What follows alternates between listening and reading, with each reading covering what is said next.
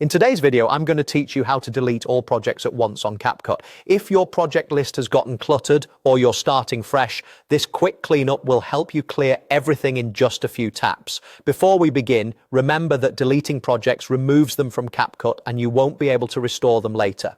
If there are any edits you want to keep, export those videos first so you have finished copies saved to your device. Start by opening the CapCut app. When the app loads, you'll land on the home screen where you can create a new project or browse recent ones.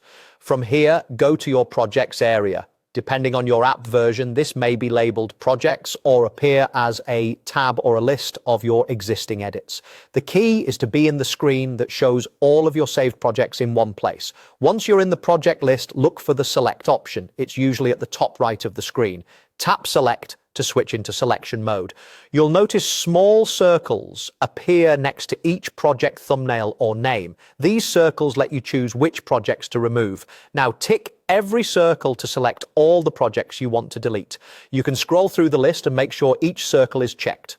If you're clearing everything, simply tick every project in the list. Take a second to verify you've selected the right ones. This is a good moment to double check for any work-in-progress edits you might still need. With all the projects selected, tap delete. The delete button usually appears at the bottom of the screen once you're in selection mode. When you tap delete, CapCut may ask you to confirm. This is normal and helps prevent accidental removal. Confirm the deletion and the app will remove all the selected projects at once. The list should refresh and your projects area will be empty or cleaned up to reflect what you kept. A few quick tips as you wrap up. Deleting projects in CapCut only affects the editable files inside the app. Any videos you've already exported to your device's gallery won't be removed by this. If you don't see the select option, make sure you're in the main projects list and not inside a specific project. Updating to the latest version of CapCut can also help ensure the interface matches what I've described. And that's it. You've successfully deleted all your CapCut projects at once, keeping your workspace neat and organized.